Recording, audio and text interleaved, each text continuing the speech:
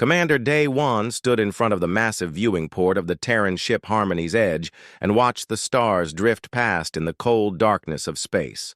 The ship was 3 days out from Earth and heading toward the neutral zone where two alien races had been fighting each other for 30 years. His mission was simple and boring. Watch peace talks between the Velmari Empire and the Threx Collective and write reports about what he saw. Nothing more and nothing less. He touched the data pad in his hand and read through the mission files again. The Velmari were water people who lived in vast ocean cities on their home worlds. They had blue skin that looked like it was always wet, and they breathed through slits on their necks. The Threx were bug people with hard shell bodies and 6 arms each. They lived in underground hive cities and could speak to each other without making sounds. Both races had been killing each other over who got to mine rare metals in something called the Kepler Nebula. Day One was 42 years old and had been a diplomat for nearly 20 years. He had seen many wars and many peace talks. Most of them failed because nobody really wanted peace. They just wanted to win. But this time was different because both sides had asked for human observers.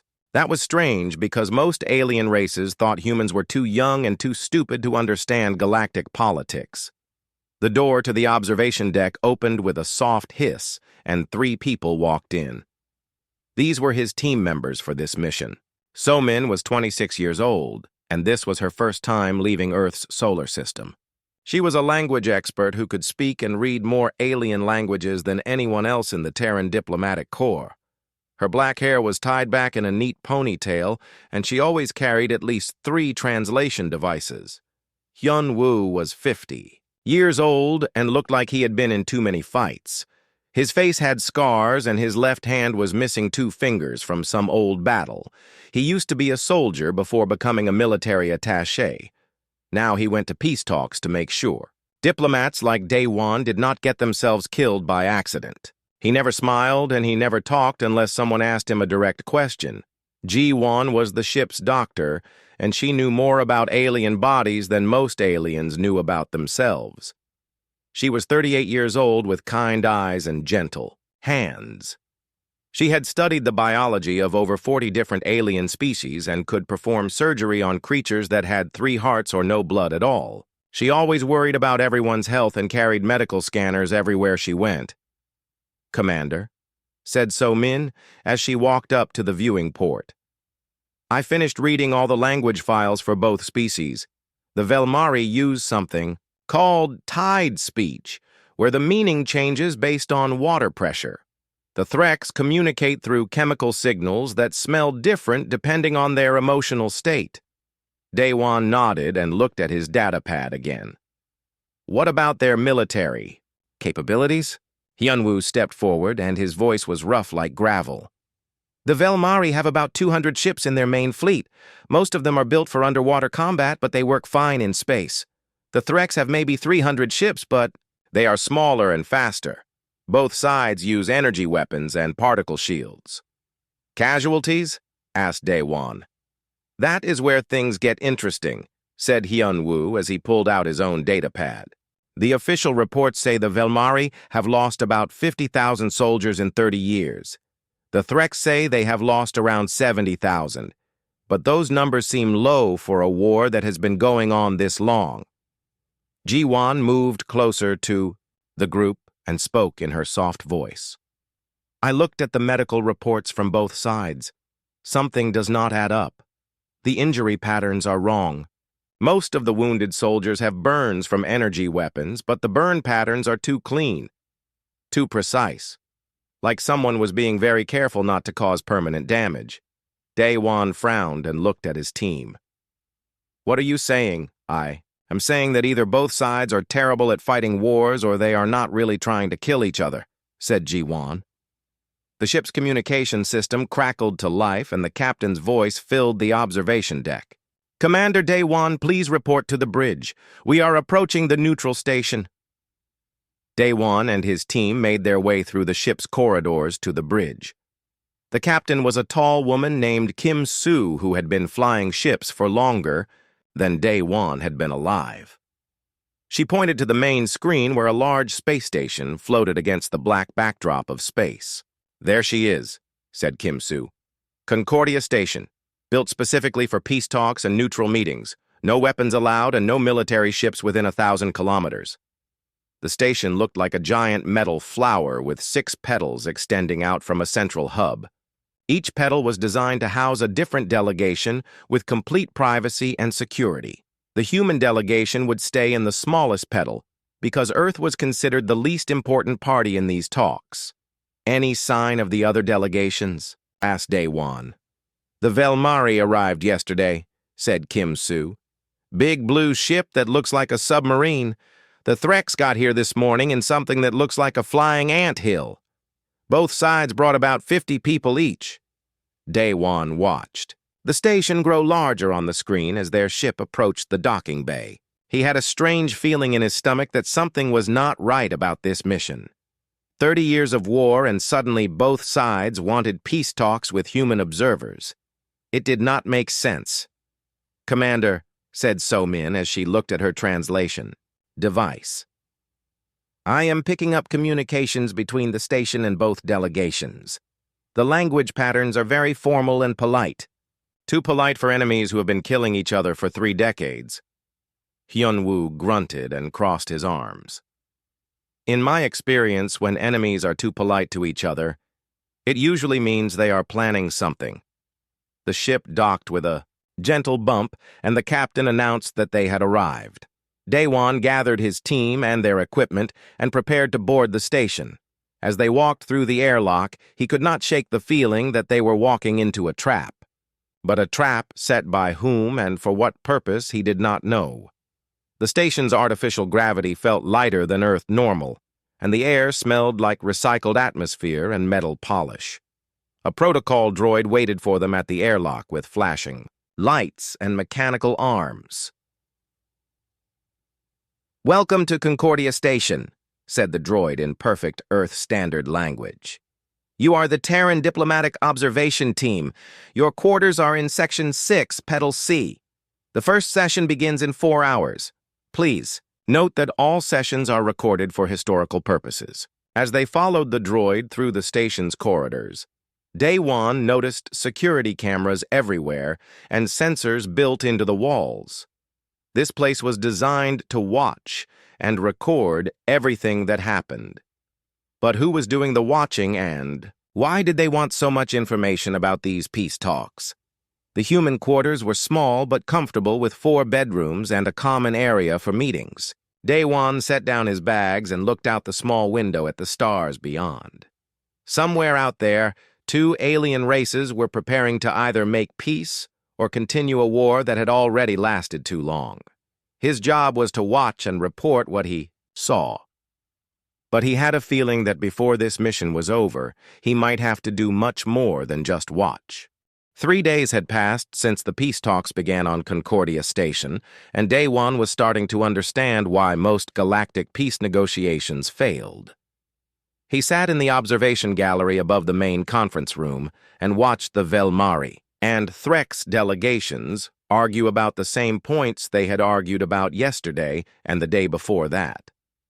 The Velmari delegation was led by someone called Tidespeaker Nalvesh, who was tall and blue with skin that seemed to shimmer like water in sunlight. When she spoke, her voice had a flowing quality like waves washing over rocks. She wore robes that changed color from deep blue to green, depending on how the light hit them. The Threx delegation was led by Queen Voice Krekth, who looked like a giant praying mantis with 4 arms instead of 2. Her exoskeleton was black, with silver markings, and when she moved, she made soft clicking sounds with her feet. Her voice came through a translation device because the Threx communicated mostly through chemical scents that humans could not smell. The Threx collective demands immediate withdrawal of all Velmari forces from the 12 disputed systems, said Krekth through her translator. These worlds have been home to Threx hives for over 2,000 years. Tidespeaker Nalvesh made a sound like water flowing over stones. The Velmari Empire has legitimate mining claims in those systems that predate any Threx settlement. We will not abandon our legal rights because of insectoid aggression. Daewon rubbed his temples and tried not to sigh out loud. This was exactly the same argument they had yesterday, except with different words. Neither side was willing to give up anything, and both sides acted like the other was completely unreasonable. So Min sat next to him with her translation equipment spread across 3 chairs. She had been recording every word spoken in both languages and running analysis programs on the speech patterns.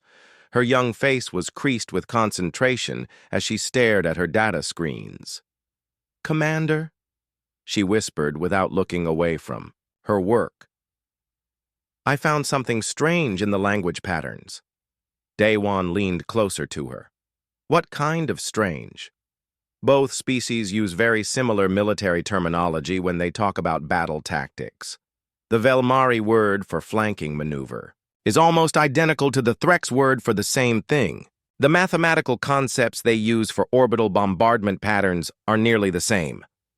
"That could just mean they learned from fighting each other for 30 years, said Daewon.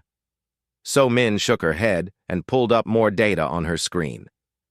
"No, sir. This goes deeper than that. They use the same strategic frameworks and the same tactical doctrines. It is like they both learned warfare from the same teacher."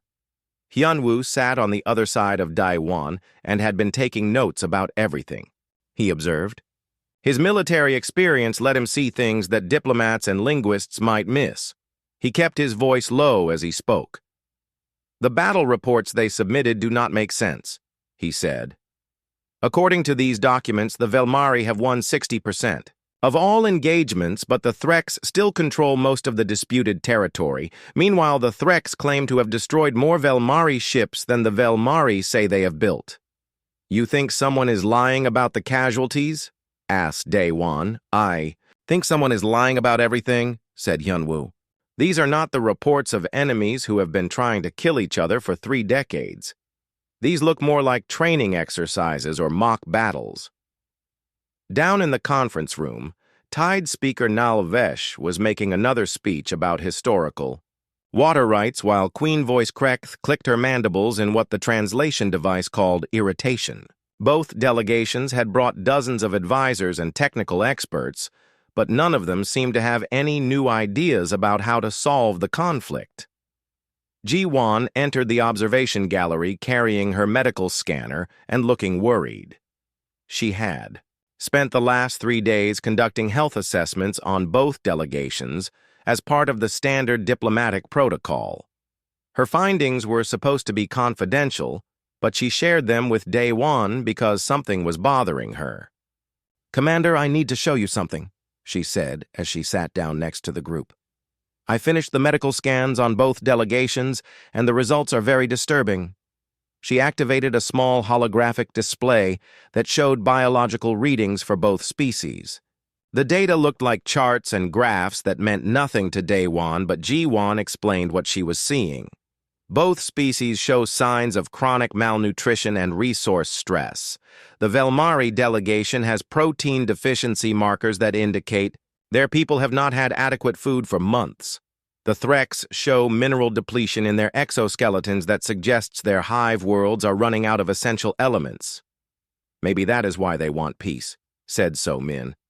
"They are too weak to keep fighting." Ji-won shook her head. "That is not the strange part.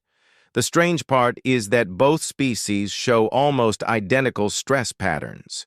Their hormone levels and brain chemistry readings are nearly the same. That should be impossible because they evolved on completely different worlds under different conditions." Daewon studied the medical data and tried to understand what Ji-won was telling him. "You are saying they are both suffering from the same problems?" "I am saying they are both suffering from the same external pressure. Something or someone has been putting both species under identical stress for a long time, long enough to cause these kinds of biological changes." In the conference room below the morning session was ending with no progress made on any issue. Both delegations filed out of the room looking frustrated and tired. Daewon watched them go and noticed something he had not seen before. Despite their angry words and hostile postures, the Velmari and Threx delegates were careful not to get too close to each other. Not because they were afraid, but because they were being polite. "So Min," said Daewon. "You said both species learned military tactics from the same source. Is there any evidence of who that source might be?" Somin pulled up more data on her translation computer and ran a comparative analysis program. After a few minutes, she found what she was looking for. The mathematical frameworks they use are based on something called Nexari optimization theory, she said. It is a way of calculating resource allocation and tactical efficiency that was developed by the Nexari Consortium about 50 years ago. Hyan-Woo looked up from his notes with sharp interest. The Nexari are energy beings who live in plasma clouds near the galactic core. They are traders and information brokers.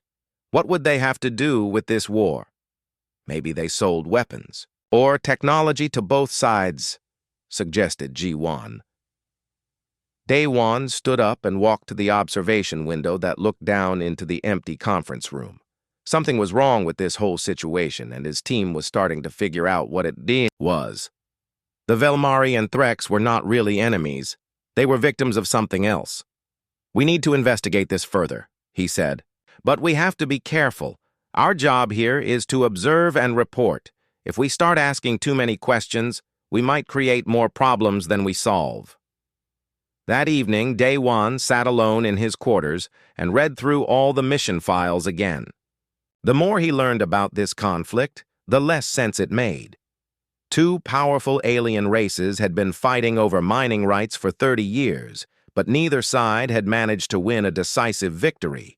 Both sides were suffering from resource depletion and malnutrition. Both sides used identical military tactics and similar technology, and both sides had specifically requested human observers for these peace talks, even though most galactic civilizations considered Earth too primitive and unimportant to matter. In interstellar politics, Daewon activated his personal communication device and composed a message to Terran Command. He kept the language careful and diplomatic, but he made it clear that something was not right about this mission. The response came back 6 hours later, and it was not what he wanted to hear. "Continue observation mission as assigned. Do not deviate from established protocols. Report any unusual developments through normal channels." Daewon deleted the message and stared out his small window at the stars.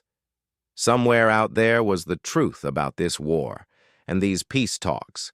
His orders were to watch and report, but his instincts told him that watching might not be enough. If his team was right about the Nexari connection, then this conflict was much bigger and much more dangerous than anyone realized.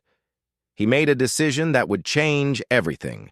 Tomorrow, he would start his own investigation into the real reasons behind this 30-year war. He was supposed to be a diplomatic observer, but sometimes observers had to become participants if they wanted to find the truth. Daewon waited until the middle of the night cycle when most of the station was quiet before he began his investigation. He had spent all day thinking about what his team had discovered, and he could not shake the feeling that everyone was missing something important. The peace talks were just a show, but he needed to find out who the real audience was. His diplomatic access codes gave him permission to enter most areas of Concordia Station, including the central database archives. He made his way through the empty corridors past sleeping quarters and closed conference rooms until he reached the station's information center. The doors recognized his credentials and opened with a soft whisper. The archive room was filled with data storage units and holographic displays that showed information streams from across the galaxy. Daewon had never seen so much data in one place before. Trade records and shipping manifests and population statistics from hundreds of different worlds all flowing through the station's computers like electronic rivers. He sat down at a research terminal and began searching for information about the Velmari Empire and Threx Collective. The official records told the same story he had read in his mission files, but Daewon was looking for something deeper. He wanted to know where both species got their resources and who they traded with. The shipping records showed something interesting. Both the Velmari and Threx had been buying large amounts of raw materials and manufactured goods from the same source for the past 30 years. The Nexari Consortium had been their primary trading partner for everything from food supplies to military equipment. Daewon pulled up the financial records, and what he saw made his blood run cold. The Velmari Empire had been paying the Nexari with rare metals mined from the disputed systems. The Threx Collective had been paying with the same metals mined from the same systems. Both species were selling their most valuable resources to the Nexari at prices that were far below galactic market rates. He dug deeper into the records and found purchase orders for weapons and military technology. The Nexari had been selling identical equipment to both sides of the conflict, energy cannons and particle shields and faster-than-light communication systems. Everything two species would need to fight a long, destructive war against each other. But the most disturbing discovery came when Daewon accessed the population data. Both the Velmari Empire and Threx Collective had been losing people for decades. Not just soldiers killed in battle, but entire civilian populations. Families and children and elderly individuals who should have been safe on their home worlds were simply disappearing from the records. The official explanation was that people were relocating to safer systems because of the war, but Daewon could not find any evidence of large refugee populations anywhere else in known space. Millions of beings from both species had vanished, and nobody seemed to know where they had gone. Daewon spent hours searching through economic records and trade agreements until he found what he was looking for. Hidden in the complex legal language of a resource extraction contract was a clause that made his stomach turn.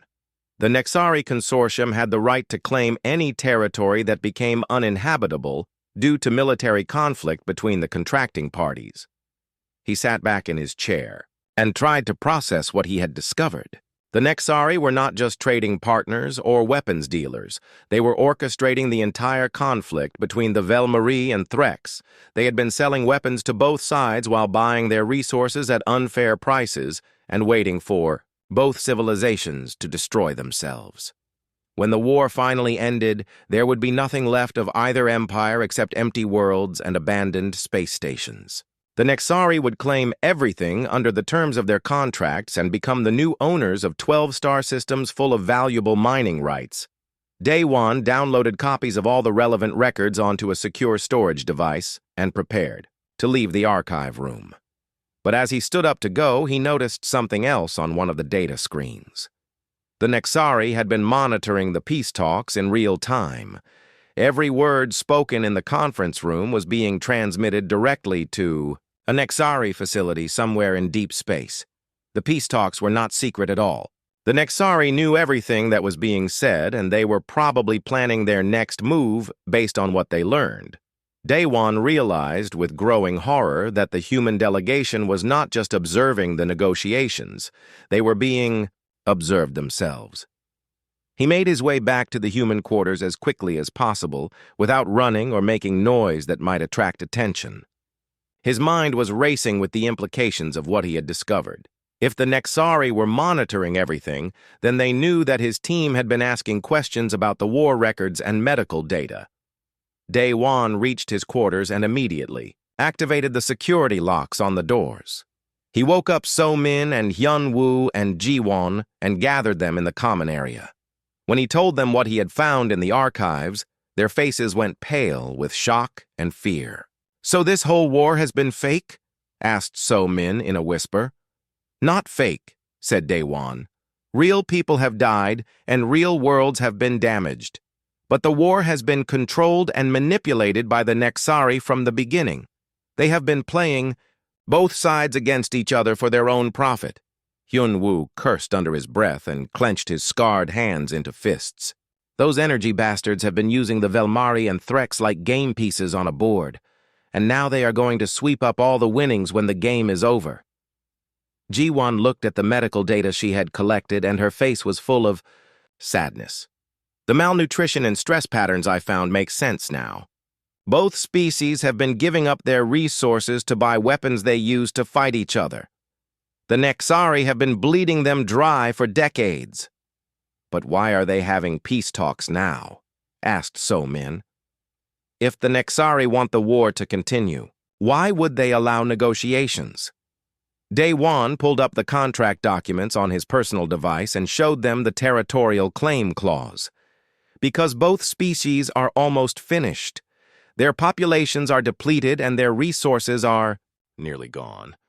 The Nexari do not need the war to continue much longer. They just need both sides to fail to reach a peace agreement. And then they move in as mediators, said Hyunwoo with growing understanding. They offer to help solve the crisis and end up taking control of everything. Exactly, said Daewon. But there is something else. I found evidence that the Nexari have been monitoring these peace talks in real time. They know everything we have said and done since we arrived. The room fell silent as the team processed this information.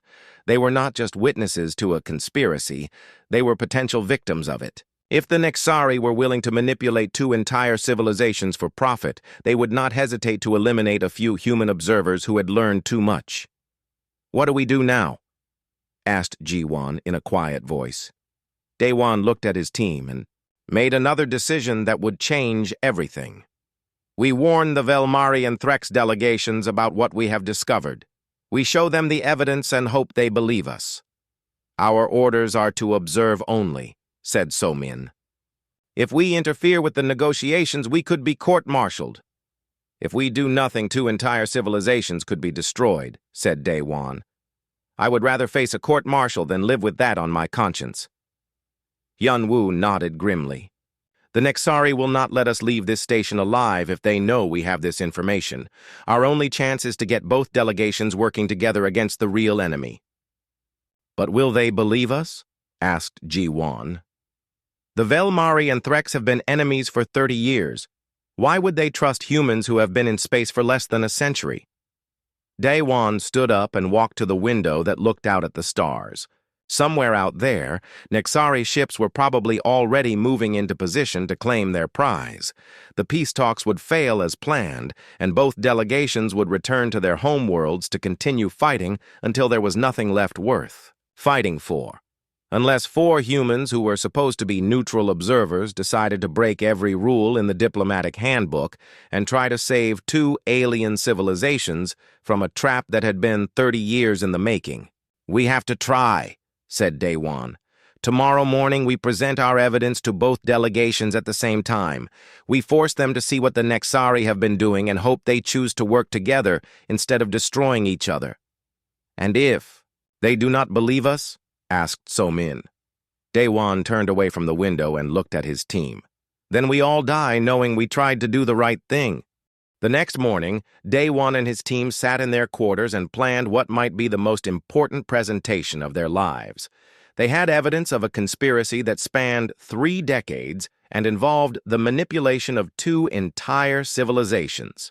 But convincing the victims would not be easy.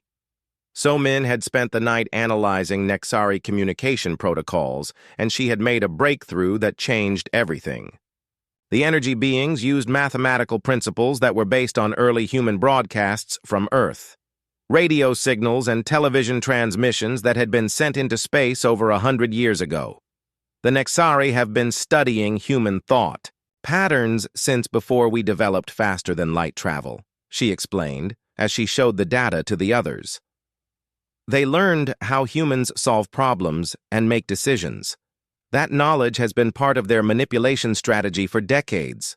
Hyunwoo looked at the mathematical formulas and his face grew dark with anger. They have been using our own thinking against us. Every strategic decision and every tactical choice has been influenced by algorithms based on human psychology. Ji-won had made her own discovery during the night. She had analyzed the medical data from both delegations again and found something she had missed before. The stress patterns and hormone levels were not just similar between the 2 species. They matched human stress responses to manipulation and gaslighting. The Nexari have been using the same psychological techniques on the Velmari and Threx that work on humans, she said. They studied our species first and then applied what they learned to control other civilizations. Daewon felt a cold rage growing in his chest as he understood what the Nexari had been doing. They had turned human knowledge into a weapon and used it to destroy other species. Every mathematical principle and every psychological insight that humans had developed through centuries of learning had been stolen and perverted for profit. "There is something else," said So-min as she pulled up more data on her computer. "I found records of Nexari communications during the early stages of the war. They refer to humans as useful but predictable. They think our moral principles make us weak because we make decisions based on ethics instead of pure logic. That might be our advantage," said Hyun-woo. "If the Nexari think they understand how humans behave, they might not be prepared for us to act unpredictably." Daewon looked at his team and realized they were about to do something that would violate every diplomatic protocol in the book. They were going to abandon their role as neutral observers and actively intervene in an alien conflict. But sometimes doing the right thing meant breaking the rules. "So-min, I want you to prepare a presentation that shows how the Nexari have been manipulating both species. Use their own communication records and financial data as evidence. Make it simple enough that both delegations can understand it quickly." Hyun-woo: "I need you to analyze the military implications of what we have learned. If the Nexari have ships in this area, they might try to stop us from revealing their conspiracy." Ji-won: "I want you to prepare medical evidence that shows how both species have been systematically weakened over the past 30 years. Make it clear that this was not natural decline, but deliberate manipulation." His team spent the morning preparing while Daewon tried to figure out how to get both delegations to listen to them. The Velmari and Threx had been enemies for so long that they would not want to meet together in the same room. But that was exactly what needed to happen. He used his diplomatic access codes to send a message to both Tide Speaker Nalvesh and Queen Voice Kreketh requesting an emergency meeting. He told them that the human delegation had discovered information that was vital to the success of the peace negotiations, but could only be shared with both sides at the same time. The responses came back within an hour, and they were not encouraging. The Velmari wanted to know why humans were making demands about the format of diplomatic meetings. The Threx questioned whether Earth species had the authority to call emergency sessions without proper approval from the neutral mediators. Daewon realized he needed to be more direct. He sent a second message to both delegations that was much more blunt. He told them that human observers had discovered evidence of a third party that had been manipulating the war for profit. He said that both the Velmari Empire and Threx Collective were in immediate danger and needed to hear this information before it was too late. This time, the responses were different. Both delegations agreed to attend an emergency meeting, but they insisted on bringing their full security details, and they wanted the meeting held in the main conference room with all monitoring systems active. That afternoon, Daewon led his team into the conference room where 30 years of hatred and mistrust hung in the air like invisible smoke. The Velmari delegation sat on one side of the room with their blue skin shimmering under the artificial lights. The Threx delegation sat on the other side with their black exoskeletons gleaming and their compound eyes watching everything. Between them sat 4 humans who were about to accuse a powerful galactic civilization of crimes against 2 other species. Daewon felt the weight of responsibility on his shoulders as he stood up to address the room. "Honored delegates," he began. "What I am about to tell you will be difficult to believe, but the evidence is overwhelming. The war between your peoples has not been a natural conflict over resources. It has been artificially created and maintained by the Nexari Consortium for their own profit." The room erupted in angry voices and translation devices as both delegations reacted to this accusation. Tide Speaker Nalvesh made sounds like waves crashing against rocks, while Queen Voice Krekth's chemical scent makers filled the air with the smell of outrage. "You dare suggest that we are puppets dancing to alien music?" said Nalvesh through her translator. "The Velmari Empire has legitimate grievances against Threx aggression that span generations." "The human speaks nonsense," said Krekth. "The Threx collective fights only to defend our ancestral hive worlds from water-dweller expansion. No outside force controls our actions. Daewon held up his hands for silence and waited until both delegations stopped talking. Somin, please show them the financial records. Somin activated the holographic display and began presenting the evidence they had gathered. Shipping manifests and trade agreements and resource extraction contracts appeared in the air above the conference table. The mathematical certainty of the data was impossible to argue with. Both delegations grew quiet as they saw how much of their wealth had been flowing to the Nexari for decades. The prices they had been paying for weapons and the prices they had been receiving for resources told a story of systematic exploitation that neither side had fully understood. This proves only that we have been poor negotiators, said Nalvesh, but her voice lacked conviction. Hyunwoo stood up and began explaining the military analysis. The weapon systems you have been using against each other are identical. The tactical doctrines and strategic frameworks are the same. Both of your militaries have been shaped by Nexari advisors who taught you how to fight each other efficiently, but not how to win decisively. Jiwon presented the medical evidence last, and it was the most damning of all. The stress patterns and malnutrition markers and population decline data painted a picture of two civilizations being slowly bled to death by an external parasite. The Nexari have been treating both of your species like livestock, she said in her gentle voice. They have been harvesting your resources and your people while keeping you weak enough to fight, but too weak to win. The conference room fell completely silent as both delegations processed what they had heard. 30 years of war and hatred and loss suddenly looked different when viewed through the lens of manipulation and betrayal. Queen Voice Kreketh was the first to speak, and her words came out like a hiss of escaping gas. If what you say is true, then the Nexari will not allow this information to spread. They will act to protect their investment. As if summoned by her words, the station's alarm system began to sound, and red lights flashed throughout the conference room. The communication system crackled to life, and the station commander's voice filled the air. All personnel report to emergency. Stations. Unknown ships are approaching the neutral zone. Repeat, unknown ships are approaching Concordia Station. The main display screen in the conference room activated automatically and showed the space around Concordia Station. Dozens of ships were emerging from faster-than-light travel in perfect formation. They looked like crystalline structures made of pure energy with no solid matter anywhere in their design. These were Nexari vessels, and they had arrived to clean up their operation. Daewon felt his heart racing as he realized the trap was closing around them. The Nexari had been monitoring the peace talks, and they knew that their conspiracy had been exposed. Now they were here to eliminate the evidence and probably everyone who had seen it. "Attention, Concordia Station," came a voice through the communication system. The words were spoken in perfect galactic standard, but there was something artificial about the tone. "This is Commander Zethara of the Nexari Mediation Fleet. We have come to assist with the resolution of the diplomatic crisis." Tide Speaker Nalvesh and Queen Voice Kreketh looked at each other across the conference table, and for the first time in 30 years, there was no hatred in their eyes.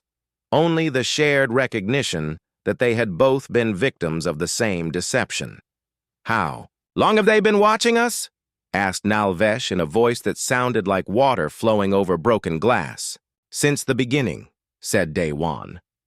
"Every word we have spoken in this room has been transmitted to their ships.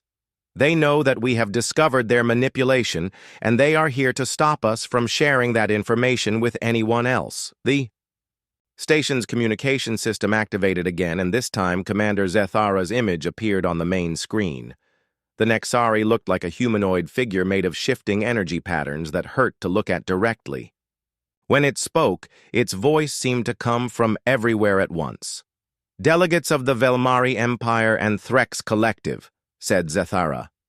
"The Nexari Consortium regrets that your peace negotiations have been complicated by unfortunate misunderstandings. We are here to provide mediation services and help you reach a fair resolution to your conflict. Daewon knew this was the moment when everything would be decided. The Nexari were offering to play the role of neutral mediators, while secretly planning to claim the territory of both civilizations. If the Velmari and Threx accepted this offer, they would be signing their own death warrants. He stood up and walked to the center of the conference room where everyone could see him clearly. Commander Zeth Ara, I am sure you are aware that your mediation services will not be needed today. Both delegations have already reached an understanding about the true nature of their conflict. The energy patterns that made up Zethara's face shifted into what might have been surprise or anger. The human delegation was invited to observe these proceedings, not to participate in them. You have no authority to speak for either party in this dispute. You are right, said Daewon. I have no authority to speak for anyone except myself. But I do have the authority to do this. He activated his personal communication device and opened a channel to every ship in the system, including the Nexari fleet. His voice was broadcast on all frequencies and in all languages as he began to speak. My name is Commander Daewon of the Terran Diplomatic Corps, and I am transmitting evidence of a conspiracy that has lasted for 30 years. The Nexari Consortium has been manipulating the war between the Velmari Empire and Threx Collective for their own profit, while planning to claim the territory of both civilizations. The conference room erupted in chaos as both delegations realized what Daewon was doing. He was broadcasting everything to the entire galaxy, including detailed financial records and communication transcripts that proved Nexari guilt beyond any doubt. So Min activated her translation equipment and began transmitting the evidence in dozens of different languages so that every species in known space would be able to understand what had happened. Hyunwoo used his military access codes to send the data directly to fleet commanders and planetary defense forces throughout the region. Jiwon activated the medical scanners and began transmitting real-time biological data from both delegations, showing the stress patterns and malnutrition that proved systematic exploitation. The evidence was overwhelming, and it was being seen by millions of beings across hundreds of worlds. On the main screen, Commander Zethara's energy patterns flickered with what looked like rage. Terminate that transmission immediately or face the consequences. What consequences? Asked Daewon as he continued broadcasting. Are you going to admit publicly that you have been lying to everyone for decades? Are you going to explain to the galaxy why you think you have the right to destroy entire civilizations for profit? The Nexari commander did not answer, but the energy readings from the fleet showed that they were charging their weapons. Dozens of ships powered up particle cannons and prepared to destroy Concordia Station and everyone on it. But something unexpected happened. The communication channels exploded with voices from Nexari ships as crew members realized what their leaders had been doing. Most of the Nexari fleet personnel had believed they were providing legitimate mediation services. They had no idea about the decades of manipulation and exploitation. Command, this is the Nexari vessel. Harmony of purpose, came a voice over the emergency frequency. We are receiving reports of unauthorized civilian targeting. Please confirm mission parameters. Command, this is Crystal Wind requesting clarification on rules of engagement. Are we authorized to fire on non-combatant vessels? Command, multiple ships are reporting navigation system malfunctions. We are unable to maintain formation. Daewon smiled as he realized what was happening. The Nexari had built their entire operation on secrecy and deception. When that secrecy was broken, their own people turned against them. The junior officers and ship crews had moral standards that their commanders had forgotten about. Commander Zeth Ara's image flickered and distorted as internal communications flooded the Nexari command network. Ships began breaking formation as their crews refused orders to attack civilian targets. The perfect unity of the Nexari fleet dissolved into chaos and confusion. In the conference room, something even more remarkable was happening. Tide Speaker Nalvesh and Queen Voice Krekth were working together to coordinate their response to The Nexari threat. 30 years of warfare had taught both species how to fight, but now they were using those skills against their real enemy. Velmari ships report ready for defensive action, said Nalvesh as she communicated with her fleet. Commanders. Threk's vessels acknowledge and are moving to support positions, said Krekth as she coordinated with her military forces. The two fleets that had been destroying each other for 3 decades suddenly began working together with an efficiency that surprised everyone, including themselves. They had always been natural allies. Only Nexari manipulation had kept them apart. On the main screen, Commander Zethara made one final attempt to salvage the situation. The Nexari Consortium claims legal salvage rights over all territories rendered uninhabitable by this conflict. Our mediation services are required by galactic law. What law? Asked Queen Voice Krekth. Show us the legal authority that gives you the right to profit from the suffering you have caused. Show us the courts that approved your contracts, added Tide Speaker Nalvesh. Show us the judges who decided that genocide was an acceptable business practice.